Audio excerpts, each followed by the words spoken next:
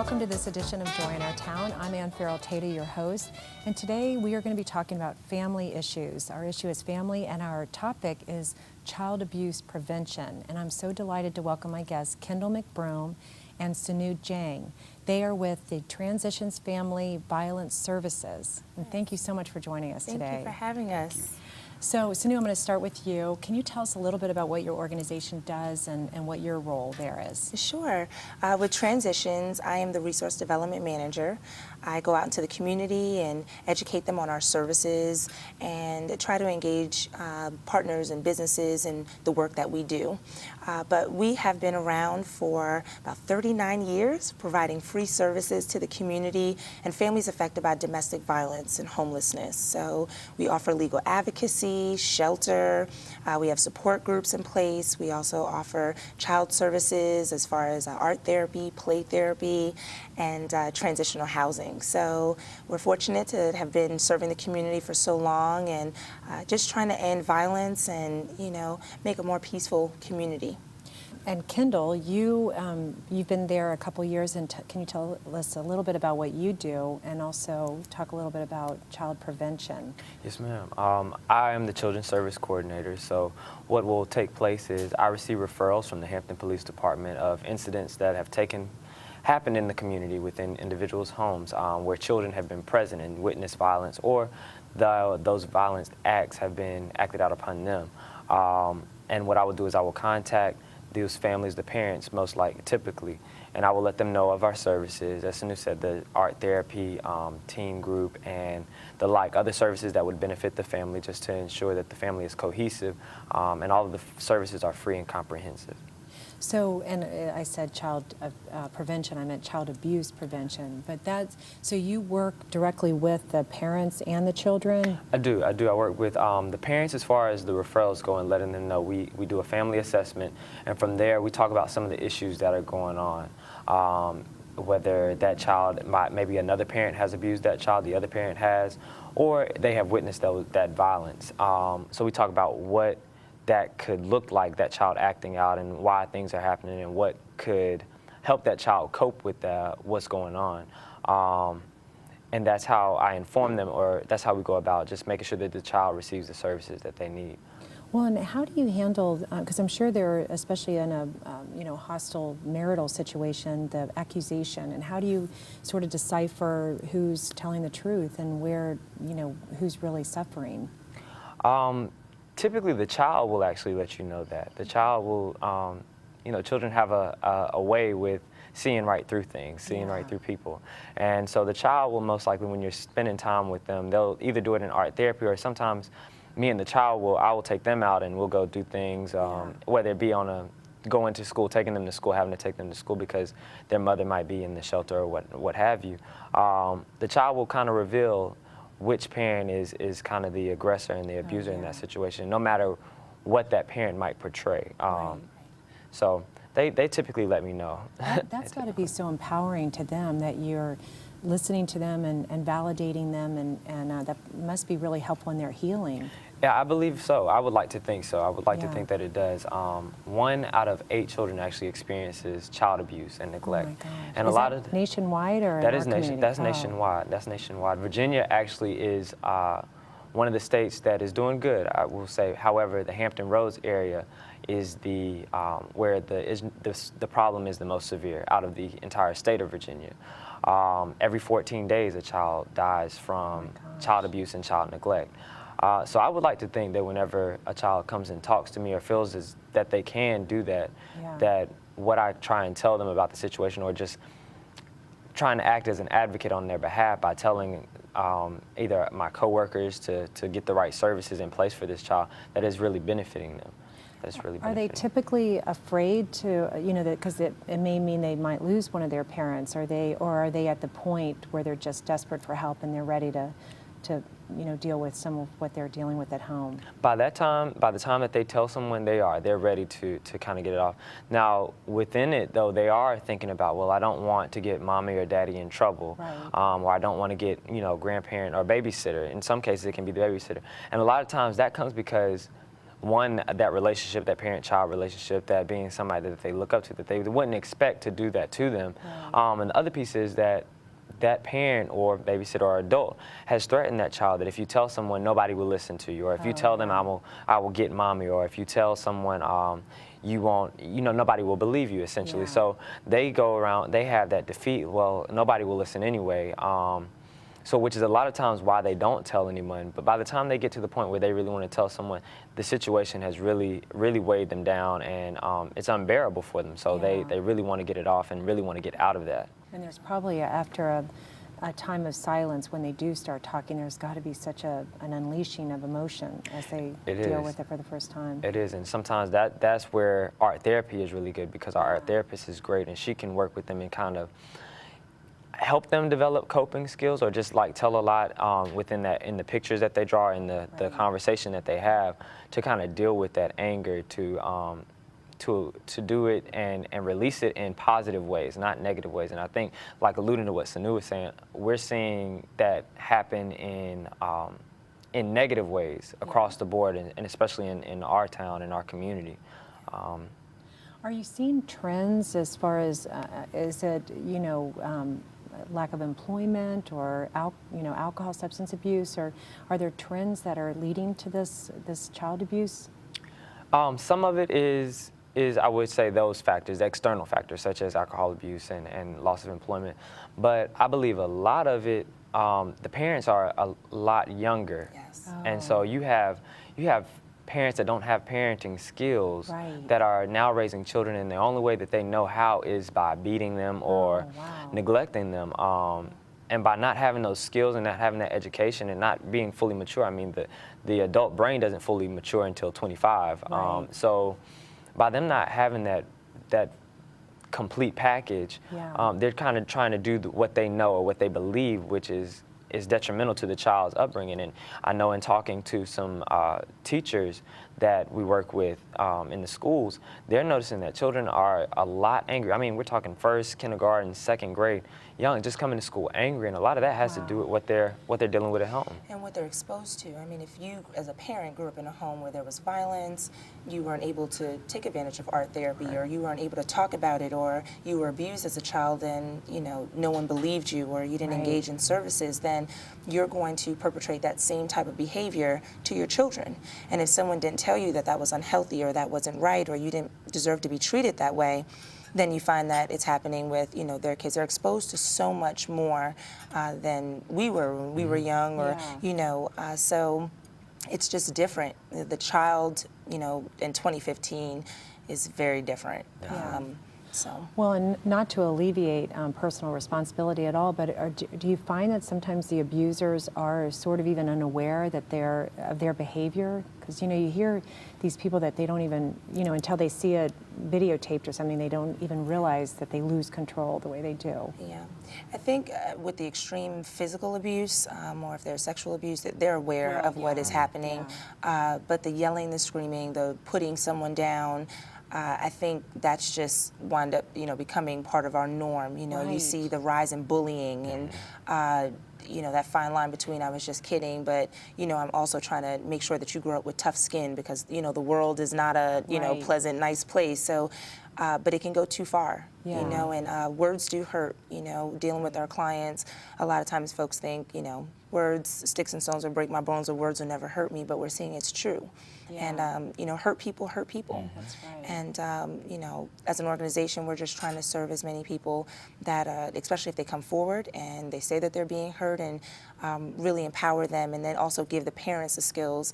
If we have clients that come into our program, sometimes we will refer parenting classes, just to teach them how to communicate with your child, how to, love your child, how to be a nurturer, how to listen to them, how to do problem solving, if something is happening. So there's conflict resolution. It doesn't, we all need it, but it's one big component of our program that we refer them, and we partner with Healthy Families in the community. They offer free parenting classes. So are you sort of a clearinghouse of putting people in, or do you actually have services right there at your facility that you teach too? We have services at our facility, and case managers and advocates that work with us, but we also partner with other community organizations that may not, that may offer services that we don't have, or may specialize. You know, Healthy Families really specializes in the parenting classes, and they have workshops, you know, with parents. So we may start it off, and then, you know, we'll have Healthy Families step in and then reinforce what Healthy Families is teaching, since we have them in our shelter, and just making sure that they're putting the things that they're learning into practice. So you follow these families. Once they're assigned to you as the case manager, you follow them through all the different programs that they're going to go to, and they report back to you, is that how that works? They do. They'll come into our shelter, and if we have them in our emergency shelter, they have the option to transition into our transitional housing program. And then after that, if they move out into the community and sustain, you know, their own housing, then we can work with them and partner with them. You know, Kendal works with 2 young men on a regular that live out in the community. They went through our program, and we just, you know, stay, you know, in close contact with them. And he's a wonderful mentor to them. They're 2 young boys, and you know, that's needed. You know, to let them know that we're just not here temporarily, but we're here long term. And we have a lot of advocates on staff that still stay in contact with clients. I mean, 10, 15 years later. So just to see that transformation and that growth, and just that communication, just to know that everything is okay. You know, there's life after abuse. There's life after, you know, hitting a snag in life and having an unfortunate situation.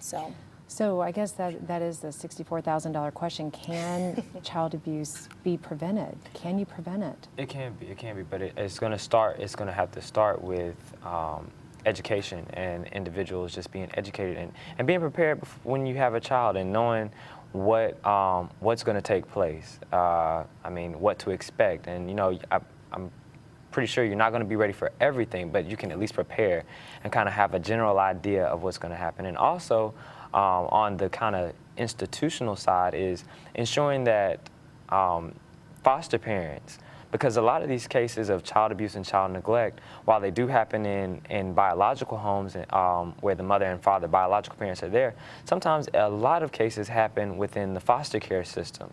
Oh gosh, so, that's really troubling. It's just ensuring that the screening process is very fine-tuned, and not to just place a child anywhere with anybody, because, like I said, a lot of things. There has been 39 deaths of children within the Hampton Roads area. Of that, 17 were due to neglect. They were due to neglect. So this is a serious issue, and just by educating and ensuring that services are there, that like agencies such as ourselves and like Sanu listed, the different Healthy Families and other agencies in the area are utilized, and that people know there's a place to go for help. Right. And if people are, you know, community members, sometimes you can see the signs of neglect and abuse. So if you see it, you know, if you see a child that's going to the bus stop and maybe something isn't right, or you're a teacher and you notice that a child has been withdrawn, or, you know, they're disconnected, disassociating with other students, or coming to school with marks, speaking up about it and reporting it, you know, to your local child protective services, or calling a local agency and saying, you know, I'm not sure if this is happening, but, you know, I'm seeing, you know, some signs of abuse. So just always err on the side of caution and speak up and protect our kids. You know? Well, and you're doing your part by sharing this information, and we're going to take a quick break, and when we come back, we're going to be talking about nonviolence in communities. I'm Ann Farrell Tata. We'll be right back. Thank you. Hi, this is Ann Farrell Tata. Welcome back to Join Our Town. We have been joined by Kendal McBroom and Sanu Dieng with the Transition Families Violence Services. And this segment, we're going to be talking about some of the programs and some of the ways to bring attention to these the programs that you guys offer. So welcome back. Thank you. Thank you for staying with us. So can you talk about, I know that a lot of this is just letting people know that you have these resources available and who you are and what you do, and can you talk about some of the things that you're doing community-wide to let our community know what's happening and how to keep this at the forefront? Yes, well, you know, we have individuals in the community that come to us for services, and then we work with a lot of partner agencies. But the best way to make change is to really put yourself out there in the community and promote awareness. So this year we're really focusing on different events and activities that promote nonviolence and civility, just getting back to the basics, being kind, being respectful to one another, those things that our grandparents and great-grandparents, let us know. So really getting back to having that conversation with the community. And it looks different, in different ways. We have some activities where it's just the families are coming out, and we have bounce houses and entertainment, and we have young poets, and they're talking about, the importance of treating one another with respect. And then we also have, vigils where we're, recognizing that there's an issue in the community and honoring those that we've lost, and also empowering our survivors. So throughout the year, we are going to be having some different events and partnering with other agencies, because a lot of times, we get stuck in our own organization, our own mission, and what we do, but really we're all serving the same folks. Right. And it's our community, and we all want to see change. So why not partner together? One thing we always say in our meetings is teamwork makes the dream work. Oh, So, yeah, that's good. Partnering with these different agencies, the police department, the health department, Healthy Families was one other partner. We partnered with Myra Smith, who's a local artist. We partnered with Hampton University and Christopher Newport University, other domestic violence and sexual violence agencies, even across the water, Samaritan House, Geneve, Her Shelter, YWCA. So the list goes on, but we all come together and we say, how do we solve this issue together? Right. How do we make Hampton Roads a better place where we're ending violence, folks know about the resources that are available, and sometimes we're having a good time while we're promoting awareness and finding out what's going on in our communities also at the same time. Well, and you talked earlier about that you're having to do these events to go back to basics about just Yes. being civil and kind Yes. and having a kind word for people. And you had mentioned during the break that you've been with this organization about 5 years, and you've sort of seen people getting angrier. What do you think is behind this these trends of just more violence and anger, and like even first graders coming to school angry? That's new. I think we're not talking about it. We're not talking about the violence that's happening. It's a family issue. It's a them issue. It only happens in this community, or maybe with this, people. Domestic violence only affects women. It doesn't affect men. And we limit ourselves and we put these issues in boxes, and not knowing that we're all impacted by it. If I work with someone that's being abused, and you're in charge of a certain project, and I rely on you for that project to be done, but you can't focus because things are happening at home or because your child is being abused, it affects us at work. It affects, your productivity. It affects the bottom line if we're focused, on the money piece. Even in neighborhoods, if crime is breaking out in neighborhoods, it depreciates the value of that neighborhood and homes. I mean, so we're all connected to this issue when violence occurs. But what we're noticing is, when violence occurs in the home, it then manifests into bigger things. If we don't address it, then you're leaving home. I don't feel like I'm heard as a child. No one asked me what's going on. No one is validating the fact that I'm a victim of a certain type of abuse or of violence. So I'm going to go out and I'm going to act out and take it out on a person that's walking down the street that's maybe shopping or out with their family. And that then becomes the issue. It spirals out of control, and like we said before the break, hurt people hurt people. Right. So how do we address that? And if there are people that are hurting, let them know, as a community, as service providers, we care about you. We care about what's happening, and it's never too late to talk about what happened. And, there are free services in the community that can help you work through that issue. You don't have to do it alone. Right. I think that's the issue. We're just seeing it, especially among youth.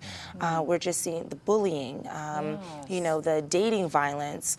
It's just spiraling out of control. And you think a lot of that does start in the home, and then they that's part of taking it out on their date. If you trace it back to what was happening, it all leads to in the home. They were exposed to some type of violence in the home. They experienced violence themselves, and it's just spiraled out of control. And it wasn't handled and dealt with earlier on. Right. So now we're dealing with it now either as a teenager or now as an adult. Right. And you're trying to figure it out. So I was hurt. No one cared about me, so why should I care if I hurt someone else in the community?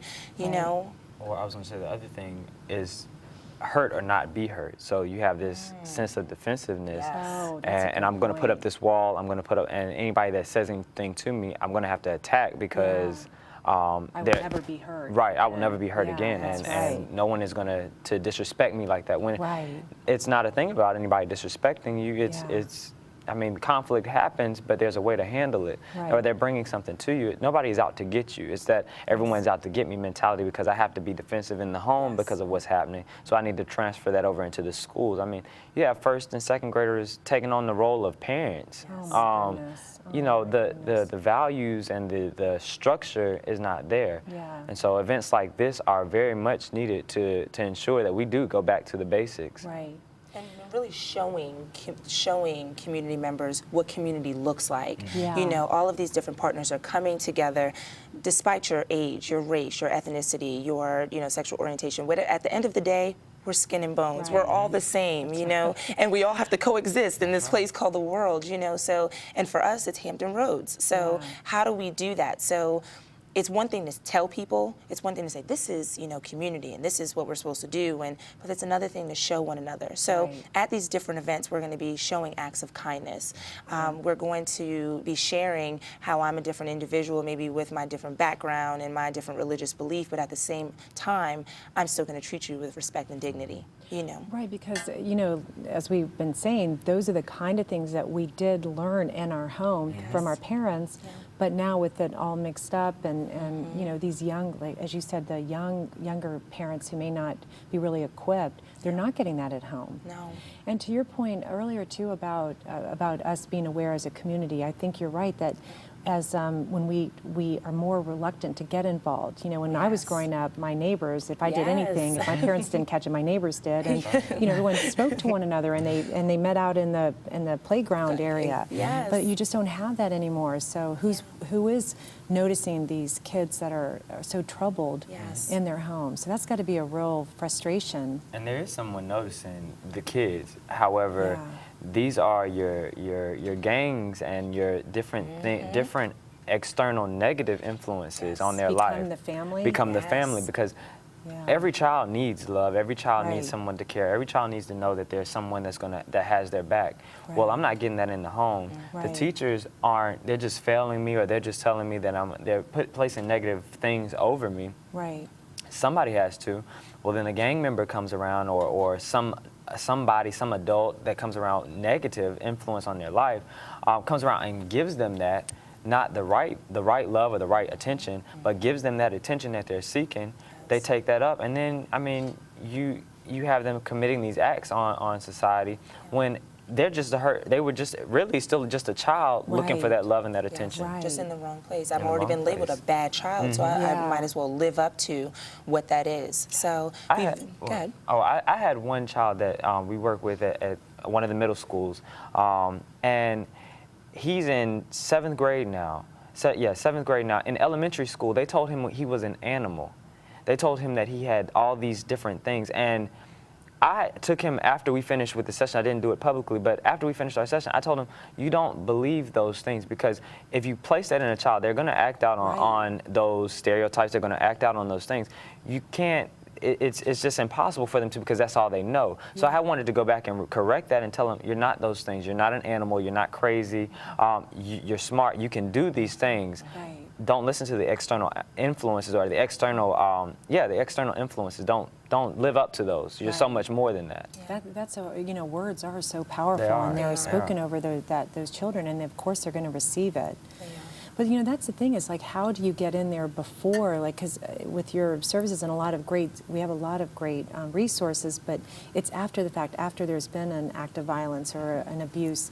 How do we get this word out? I guess that's one of the things you're trying to focus on with your events. Yeah, working with everyone in the community, knowing that, working with teachers, your child, besides spending as much time with their parent, they're in school most of the time. And Right. even being a teacher has evolved and has changed, It's gone beyond just teaching you, the curricula, to being a parent, also being the disciplinary, also worrying about the testing, also, being the social worker, also, resolving conflicts in the classroom. They have so much to do now that, we have to kind of take some of that weight off of teachers and do some work at home. And then, like you said, neighbors, reaching out and saying, is everything okay? Or, watching, a child or helping you out. So really engaging teachers, faith communities, individuals, businesses, corporations, and we all take a vested interest in investing in our community. Right. Because if we make the investment now, the payoff later is priceless. So we really have to, I know that everyone's busy and has responsibilities,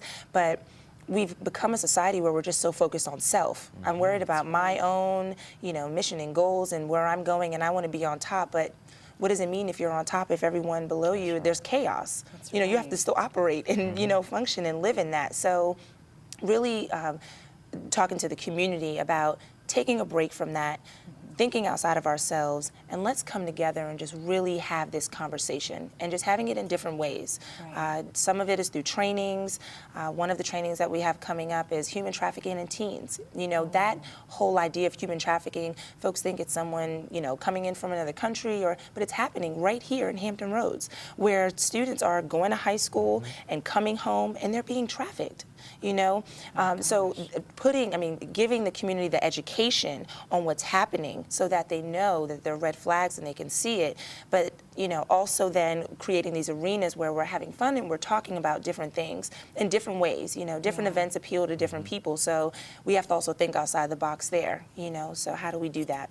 And you're partnering with other agencies on the South Side as well. We are. We partner with, we'll partner with everyone, but a lot of the major players at the table, like I said, are the police department and the health department.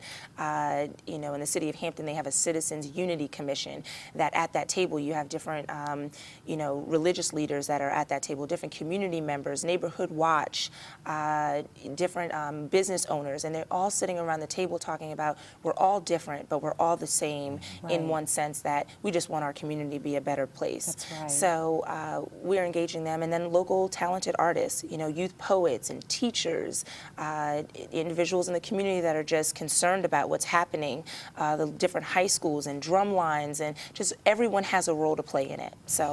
Well, and again, you're doing your part to make sure, because as you pointed out, which is so perfect, that we're responsible for each other. We're all family here. We're all human beings. We all need to work together. Yes. I can't thank y'all enough for coming out here and talking to us today. And they're going to put your website on the screen so people will be able to reach you. But thank you so much. We've been having a wonderful discussion, and I'm Ann Farrell Tata. This is Joy in Our Town, and we will see you next time. Thank you.